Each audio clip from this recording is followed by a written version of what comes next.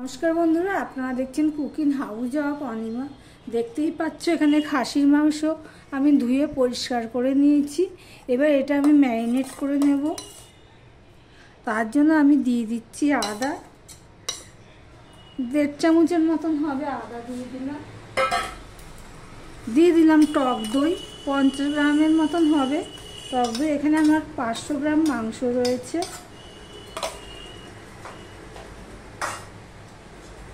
দিয়ে দিচ্ছি গোলমরিচের গুঁড়ো 1/2 চামচের মতো।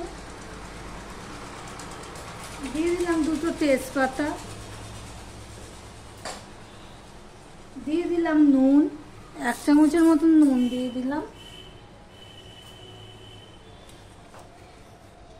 এবার 1/2 চামচ আমি দিয়ে দিলাম হলুদের গুঁড়ো, 1 চামচ দিয়ে দিলাম ঝাল লঙ্কার গুঁড়ো, 1 চামচ দিয়ে দিলাম জিরের গুঁড়ো, 1 চামচ দিয়ে দিলাম ধনের গুঁড়ো। আমি 1.5 চামচ করে দিই, কিন্তু আমি এখানে 1 চামচ করে দিলাম। তার কারণ হলো আমি আজকে বিরিয়ানি মশলা দিয়ে মাংসটা করব, তার জন্য আমি 1/2 চামচ করে কম দিলাম।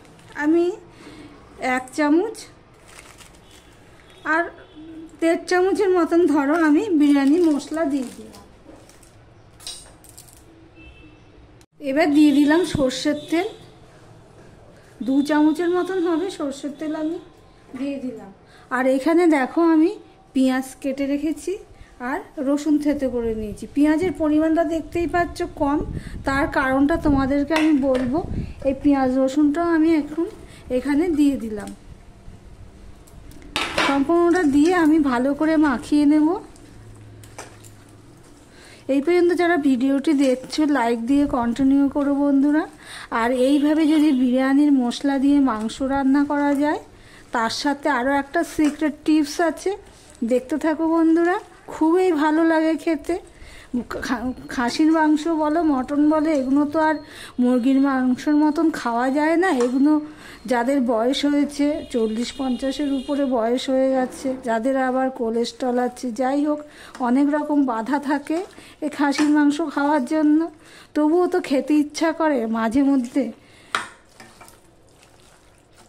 দেখো বন্ধুরা, তোমাদের সাথে কথা বলতে বলতে আমি মাংসটা পুরোটা ভালো করে মাখিয়ে নিলাম। নুন, হলুদ, টক দই, গোলমরিচ আর যে সাধারণ যে নিত্য মশলা সেগুলো দিয়েই মাখিয়ে নিয়েছি। তার সাথে দিয়ে দিয়েছি বিরিয়ানির মশলা। আর পেঁয়াজের পরিমাণটা আমি কম দিয়েছি, পরে দেব। কিভাবে দেব দেখতে থাকো। আর এইভাবে একবার অন্তত ট্রাই করে দেখতে পারো তোমরা যদি না খেয়ে থাকো। মাংসটা কিন্তু খুব ভালো করেই মাখাতে হবে, দেখতেই পাচ্ছ প্রেসার দিয়ে দিয়ে মাখিয়ে নিচ্ছি। এবার এটা আমি 30 মিনিটের জন্য রেখে দেব। দেখো বন্ধুরা, আমি কিছুটা পেঁয়াজ আমি ভেজে নিলাম। যেহেতু ওখানে পেঁয়াজটা আমি কম দিয়েছি, তোমাদের বলেই দিয়েছিলাম, সেই জন্য কি কারণে, হ্যাঁ এখানে আমি কিছুটা পেঁয়াজ আলাদাভাবে ভেজে নিলাম, দেখতেই পেলে। এবার আমি একটা পাত্রে এটা তুলে নেব।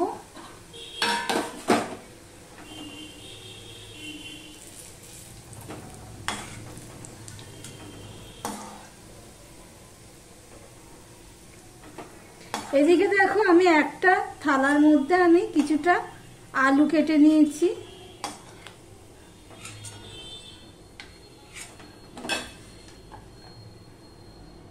এই আলুটা এবার আমি ভেজে নেব।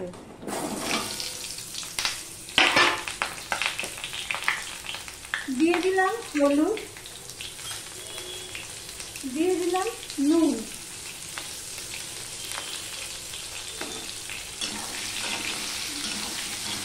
আমি যে পেঁয়াজটা তুলে রাখলাম ভাজা পেঁয়াজটা, দেখতেই পেলে ওর সাথে কিন্তু তেল রয়েছে।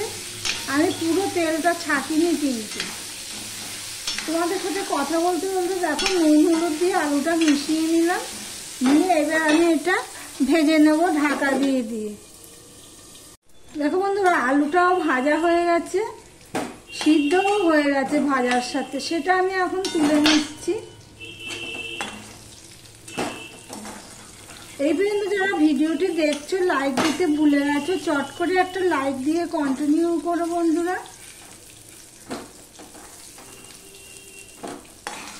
যা তেল আছে এই তেলে আমি মাংসটা বসিয়ে দেবো, কেননা এদিকে পেঁয়াজ ভাজার মধ্যেও তেল রয়েছে।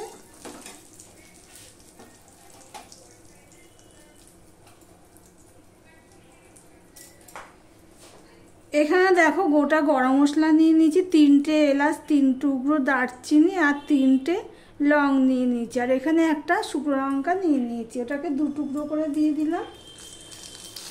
আর দিয়ে দিলাম গোটা গরম মশলা।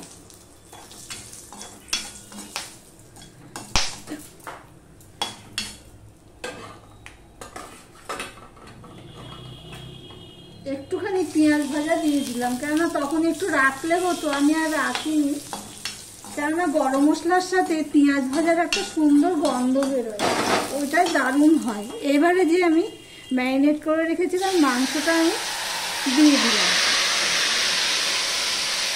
মাংসটা প্রায় 1 ঘন্টার মতো হবে। আধা ঘন্টা তোমাদেরকে বলেছি, কিন্তু এইসব জোয়ার যন্ত্র, পেঁয়াজ কুচানো, রসুন কুচানো, এইসব করতে করতে আর ওইদিকে একটা কাজ করতে করতে প্রায় 1 ঘন্টা হয়ে গেছে। আমি আজকে মাংসটা কড়াইতেই করব, কিন্তু সিদ্ধ হবে দারুণ। একটু সময় নেই, কিন্তু কড়াইতে করলে না খেতে ভালো লাগে। এবার ঢাকা দিয়ে দিয়ে আমি মাংসটাকে কষিয়ে নেব। দেখো বন্ধুরা, নাড়তে নাড়তে মাংসটা প্রায় কষানো হয়ে গেছে, দেখতেই পাচ্ছ। এবার এর মধ্যে যে আমি পেঁয়াজ ভেজে রেখেছিলাম সেটা আমি দিয়ে দিচ্ছি।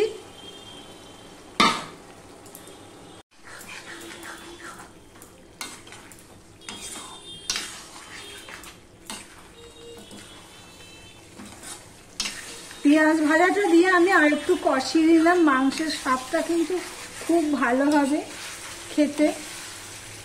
এবার আমি দেখবো মাংসটা সিদ্ধ হয়েছে নাকি, কিন্তু খুব গরম তো। হ্যাঁ বন্ধুরা, মাংসটা সিদ্ধ হয়ে গেছে। দেখো, আমি মিডিয়ামে দিয়ে ঢাকা দিয়ে দিয়ে মাংসটাকে আমি কষিয়ে নিয়েছি। কষানোটাই পুরো সিদ্ধ হয়ে গেছে। এবার এর মধ্যে আমি দিয়ে দিচ্ছি গরম জল।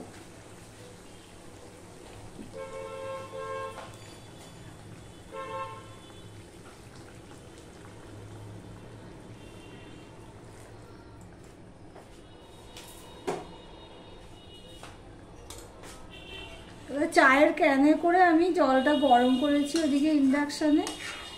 আমার ভিডিওটি যদি ভালো লেগে থাকে প্লিজ লাইক, কমেন্ট, শেয়ার করে দিও।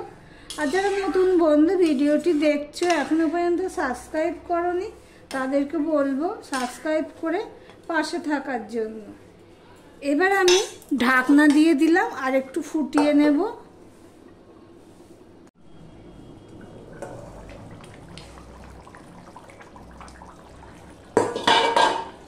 আমি 5 মিনিটের মতন ফুটিয়ে নিয়েছি। এই দেখো বন্ধুরা, আমি তখন আলুটা দেওয়া হয়নি, এবার আমি আলুটা দিয়ে দিচ্ছি।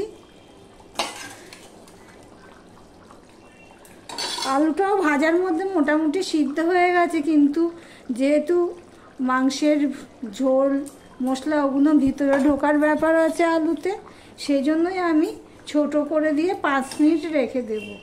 আমি এখানে আর গরম মশলা কিছুই দেব না, কেননা বিরিয়ানি মশলা দিয়েছি, গরম মশলা ফোড়নে দিয়েছি, সেই জন্য। 5 মিনিট পর তোমাদের সাথে দেখা হচ্ছে, কথা হচ্ছে। 5 মিনিট পর তোমাদের সামনে আসলাম। দেখো বন্ধুরা, কি সুন্দর কালারটা হয়েছে। কিন্তু আমি একটু টেস্ট করে দেখলাম নুন ঝালটা, কিন্তু নুনটা ঠিক আছে, কিন্তু একটু ঝাল লাগবে, তার জন্য আমি দিয়ে দিচ্ছি গোলমরিচের গুঁড়ো। আর এখানে আমি দিয়ে দিচ্ছি 1 চামচের মতন ঘি দিয়ে দিচ্ছি।